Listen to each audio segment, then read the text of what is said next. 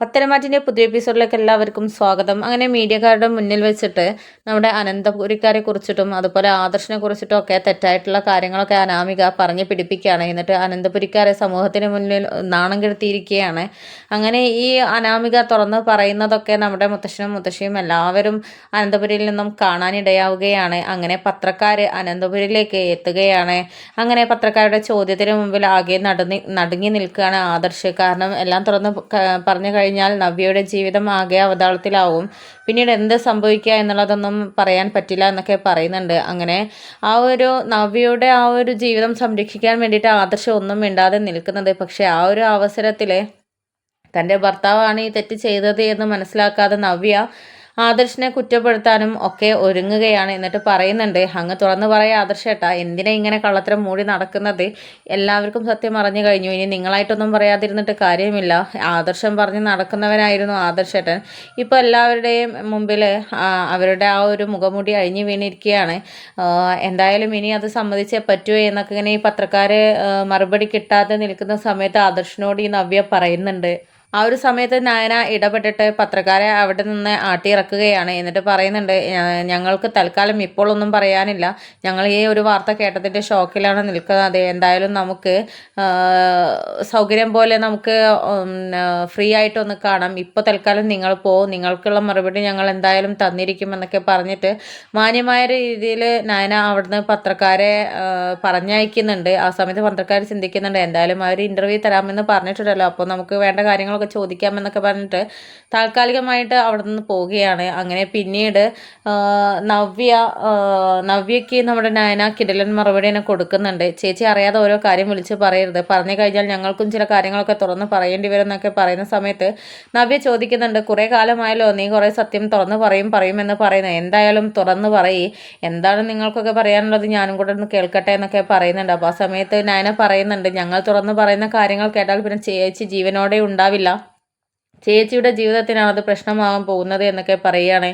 അപ്പോൾ ആ സമയത്ത് നവ്യ പറയുന്നുണ്ട്, അത് ശരി, നിന്റെ ഭർത്താവ് തെറ്റ് ചെയ്തതിന് ഞാനെന്തിനാ, എൻ്റെ ജീവിതം എന്തിനാ അവതാളത്തിലാവാനും, ഞാനെന്തിനാ എന്താ ചെയ്യാന്നുള്ളതൊക്കെ നിങ്ങളെന്തിനാ പേടിക്കുന്നത്? നിന്റെ ഭർത്താവല്ലേ തെറ്റ് ചെയ്തിട്ടുള്ളത്, അതിന് എനിക്കെന്താ പ്രശ്നം എന്നൊക്കെ ചോദിക്കുന്നുണ്ട്. അപ്പോൾ അതൊക്കെ ചേച്ചിക്ക് പിന്നീട് മനസ്സിലായിക്കോളും എന്നൊക്കെ പറയുകയാണ്.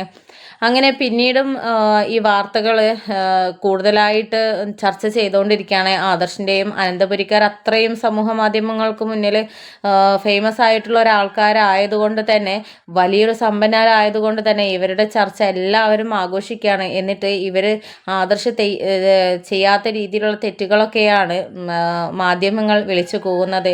അങ്ങനെ ഒടുവിൽ ആദർശനാകെ സമനില തെറ്റിയ അവസ്ഥയിലാണ് നിൽക്കുന്നത്. എന്നിട്ട് നയനയോട് സംസാരിക്കുന്നുണ്ട്, എന്താ നയനെ, ഞാൻ എന്താ ചെയ്യുക, ഞാൻ ചെയ്യാത്ത തെറ്റിനാണ് ഇപ്പോൾ എല്ലാവരുടെയും അവഗണനയും കളിയാക്കലുകളും ഒക്കെ കേൾക്കേണ്ടി വരുന്നതും തല കുനിച്ച് നടക്കേണ്ട അവസ്ഥ വരുന്നതും പത്രക്കാരൊക്കെ പറയുന്നത് നീയും കേൾക്കുന്നില്ലേ? മാന്യമായ രീതിയിൽ ഞാൻ നടക്കുന്ന ഒരാളാണ്, എന്നിട്ട് എന്നെക്കുറിച്ചാണ് ഇത്തരം അപവാദങ്ങളൊക്കെ പറയുന്നത് എന്നൊക്കെ പറയുന്നുണ്ട്. എന്നിട്ട് അബിക്കിട്ട് നല്ലോണം പൊട്ടിക്കുന്നു കൊടുക്കുന്നൊക്കെ ഉണ്ട്. പക്ഷെ അബി നൈസായിട്ട് അനാമിക ഉപയോഗിച്ച് ഇക്കാര്യങ്ങളൊക്കെ ചെയ്തുകൊണ്ടിരിക്കുകയാണ്.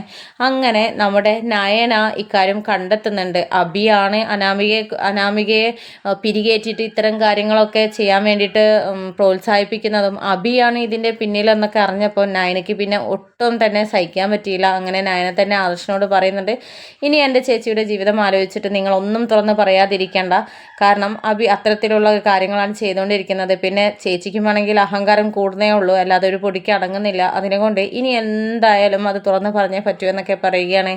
അങ്ങനെ ആ ഒരു അവസ്ഥയിൽ നിൽക്കുന്ന സമയത്താണ് പത്രക്കാർ വീണ്ടും അനന്തപുരിയിലോട്ട് വരുന്നത്. അങ്ങനെ ചോദ്യങ്ങൾ ചോദിക്കുകയാണ്. ആ ചോദ്യങ്ങൾ ചോദിക്കുന്ന സമയത്ത് നവ്യയും എല്ലാവരും അടക്കം അവിടെ തന്നെ നിൽക്കുന്നുണ്ടായിരുന്നു. അങ്ങനെ പത്രക്കാരുടെ മുമ്പിൽ വെച്ചും അബി കൊള്ളിക്കുന്ന രീതിയിലുള്ള സംസാരങ്ങളൊക്കെ സംസാരിച്ചപ്പോൾ നയന പറയുന്നുണ്ട്, ഇത്രയും കാലം ഞങ്ങൾ ഇത് മൂടി വെച്ച ഒരു സത്യം തന്നെ ആയിരുന്നു, എന്നാൽ എൻ്റെ ആദർശേട്ടൻ തെറ്റുകാരനാണ് എന്നുള്ള കാര്യം നിങ്ങളെല്ലാവരും അറിയണം.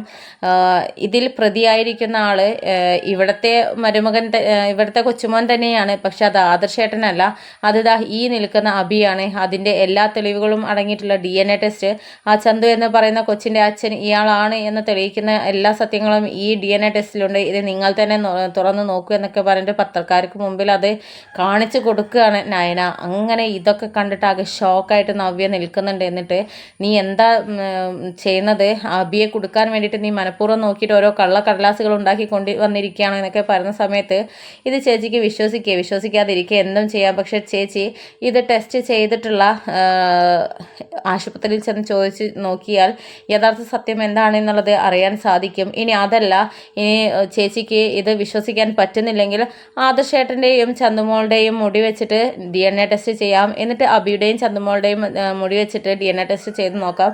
എങ്കിൽ അതിൽ ആരാണ് യഥാർത്ഥ ചന്തുമോളുടെ അച്ഛൻ എന്നുള്ളത് ചേച്ചിക്ക് തന്നെ കണ്ടെത്താൻ സാധിക്കും എന്നൊക്കെ പറയുകയാണ്. അങ്ങനെ നവ്യ ആകെ തകർന്ന് തരിപ്പണമായിട്ട് നിൽക്കുകയാണ്.